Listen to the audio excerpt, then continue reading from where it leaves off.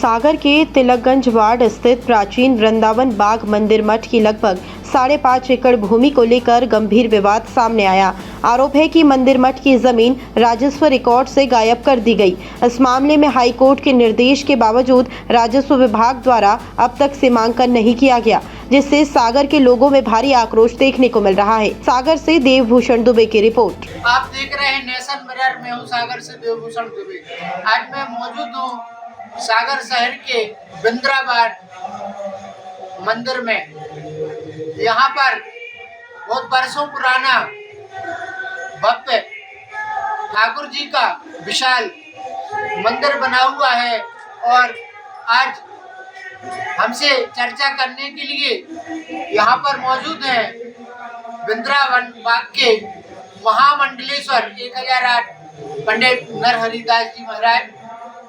आज कुछ मुद्दों को लेकर हम इनसे चर्चा करेंगे। लगातार लोग मंदिरों की जमीन पर गिरती दृष्टि जमाए हुए हैं और सागर शहर में वृंदावन बाग मंदिर ट्रस्ट की हजारों एकड़ जमीन यहाँ पर मौजूद है, लेकिन कुछ कतिपय राजनीतिक लोगों और दबंगों द्वारा उक्त भूमि पर कब्जा किए हुए हैं और शासन प्रशासन मूर्ख दर्शक बनकर तमाशा देख रहा है। आज हम हिंदुत्व की बात करते हैं, सनातन की बात करते हैं, धर्म की बात करते हैं, लेकिन जब लोग और माया की बात आती है तो राजनीतिक लोग किनारा कर लेते हैं। इसी संख्या को लेकर आज हम हमारे वृंदावन बाग के महामंडलेश्वर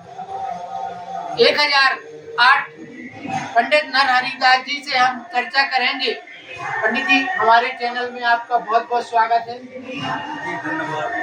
पंडित जी, वृंदावन बाग मठ की 5.5 एकड़ भूमि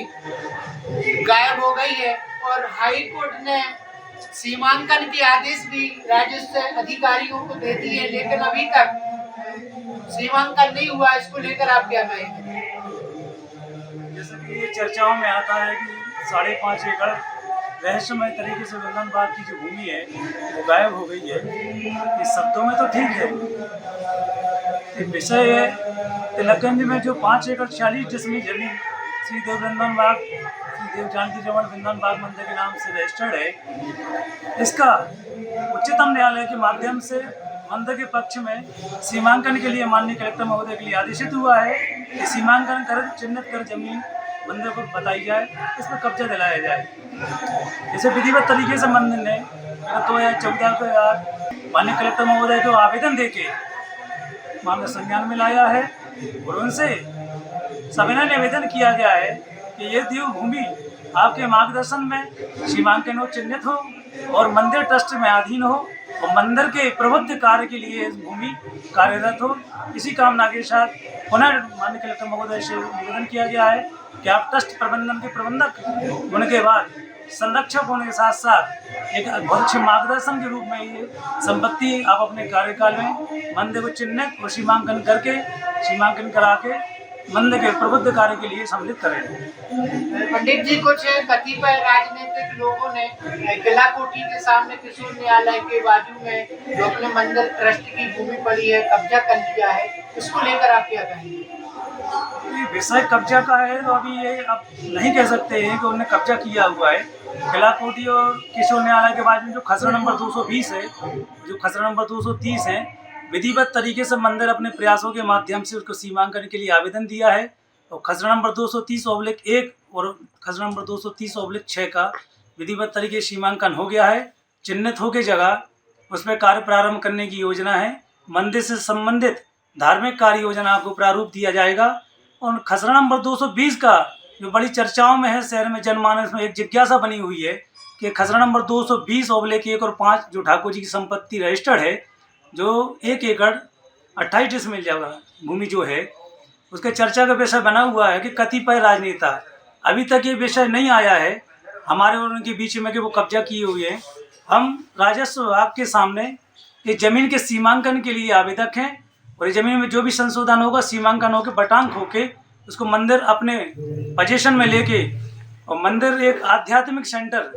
वृंदावन बाग अपना एक आध्यात्मिक सेंटर का विस्तार करने की कार्य योजना कर रहा है, जिसमें जनमानस के साथ साथ जिनके नाम भी आ रहे हैं वो भी इसमें सहयोग देंगे। तो माननीय कलेक्टर महोदय से इसी माध्यम से निवेदन है कि वो उसको जल्द से जल्द सीमांकन कराने की कृपा करें, जिससे ये जनमानस में जो इस टाइप की जो चर्चा का विषय बना हुआ है, जिनमें सनातनी परंपरा से जुड़े हुए लोग जो उनकी भावना आहत हो रही है, इन भावनाओं की कद्र करते हुए और ठाकुर जी की संपत्ति ठाकुर जी की निहित हो, इसी कामना के साथ फिर इनसे निवेदन किया गया है और सीमांकन के लिए प्रबुद्ध हैं। पंडित जी, जैसे यह जमीन मंदिर के लिए मिलती है तो इसका आप और आपके जो ट्रस्ट के सदस्य हैं वह किस तरीके से इसका सदुपयोग करेंगे? ये प्रश्न आपका बड़ा ही मार्गदर्शी और सराहनीय है। सर्वप्रथम तो विषय ये आता है कि मठ मंदिरों से संबंधित जो भूमियां हैं, किसी प्रकार भी ये दान से आई हैं या संचय हुआ है या मंदिर से जुड़ी हुई हैं, तो सर्वप्रथम इनका उद्देश्य ये है कि संपत्तियों का उद्देश्य क्या है। तो सनातनी परंपरा में संपत्ति जिन्हें जोड़ी है, बड़ी भावना से जोड़ी है, तो उनकी यही भाव रहे है कि आगामी सनातनी परंपरा का निर्वहन हो सके, समाज में सामाजिक समरसता का भाव बना रहे और वंचित लोग, शोषित लोग इस संपत्ति से आबद्ध होकर अपना भाग्य प्रबंध या प्रारब्ध प्राप्त कर सकें और धर्म का प्रचार प्रसार हेतु ये संपत्ति लगी हुई है। तो प्रथम तो उद्देश्य यही है कि संपत्ति मंदिर के पास ही रहना चाहिए और मंदिर संबंधित गतिविधियों का इनमें प्रचार प्रसार होना चाहिए, जिसके लिए जैसे कि आज सामाजिक समरसता है, सामाजिक न्याय व्यवस्था है, आज शिक्षा का प्रकल्प है, स्वास्थ्य का प्रकल्प है, जहाँ जनमानस इतना परेशान हो रहा है, आहत है, आर्थिक रूप से शोषित हो रहा है, परेशान है, तो वहाँ इन प्रकल्पों को प्रसारित करने के लिए मंदिर मठ की भावी योजना है। और ये संपत्ति जैसे ही मंदिर के पास उपस्थित होंगी तो इनमें भावी योजना के साथ इसमें कार्य किया जाएगा जो देश हित, राष्ट्र हित और समाज हित में रहेगा।